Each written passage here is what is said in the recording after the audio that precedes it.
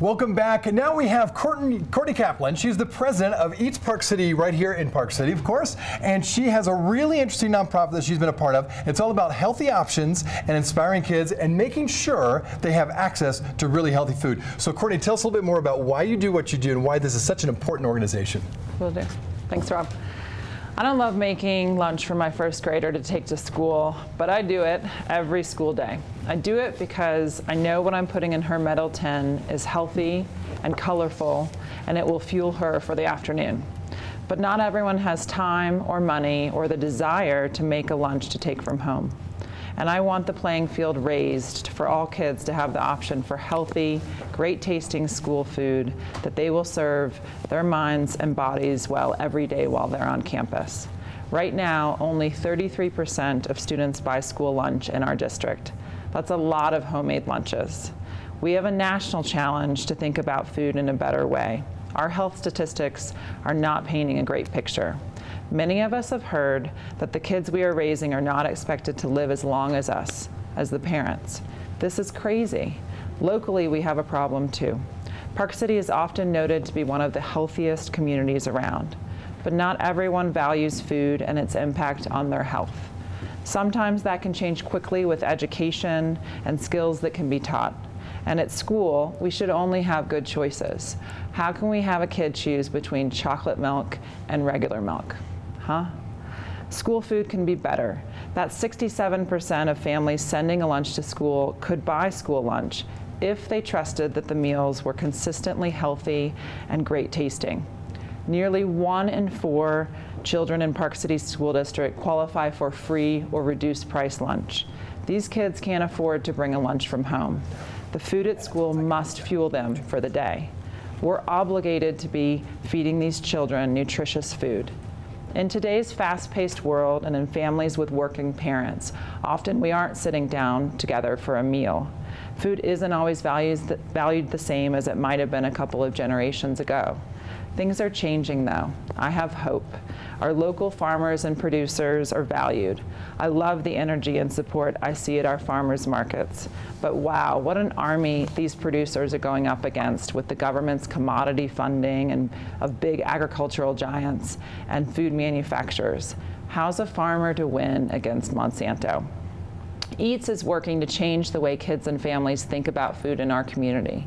We want to raise a healthier generation of kids, one that reverses that national trend so that kids continue to live longer than their parents did. We want all members in our community to value how food comes to the table and what it does for our bodies and minds. It's pretty basic.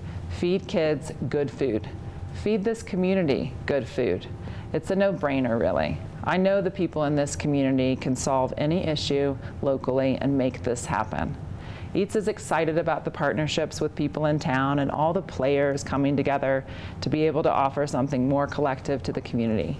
The Park City School District, its school board, the administrators, the school nutrition staff, our lunch ladies, teachers, parents, community partners, and restaurants, plus our resorts. We want everyone to be a part of the change that has a connection to food. So let's rally together about what is fueling your kids, our kids, at school lunch. Let's advocate for a colorful rainbow plate for all kids. Let's have school gardens where kids can watch food grow before their eyes. Let's have kids taste new foods monthly, if not more. Have them cook new recipes with their peers and for their families, being brave and trying something new that they've prepared and cooked. It's all about that word mindful. We have an opportunity to be mindful about food and all that it can do for our students and our community. I look forward to sharing a meal together, growing vegetables together, and cooking together with you.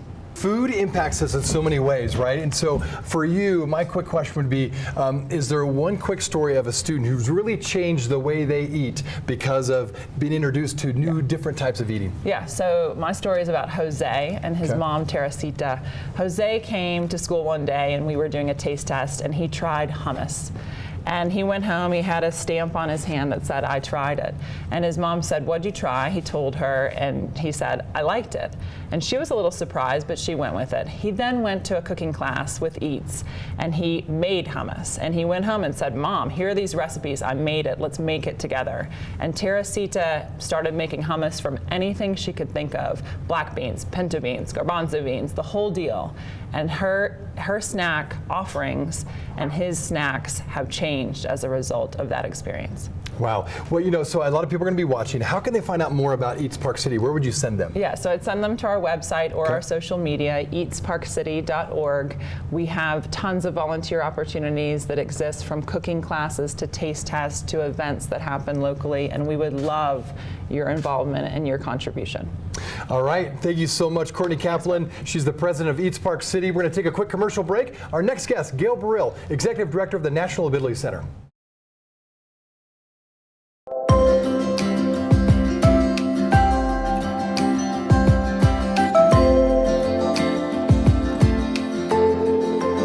So my name is Olivia Coble, and I'm with SOS Outreach. We're a national youth development nonprofit doing outdoor programs and leadership development with at-risk and underserved kids.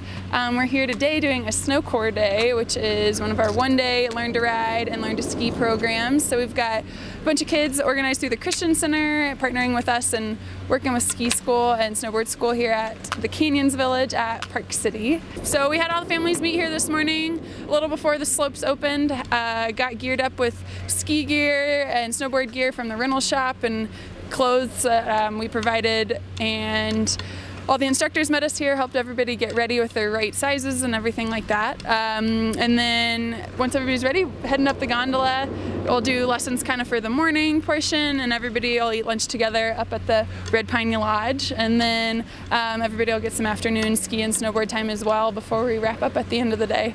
Hey, this is Pete with the Christian Center here at Park City Resort. Excited to tell you a little bit about what we're partnering with SOS and our Go Shoot tribe.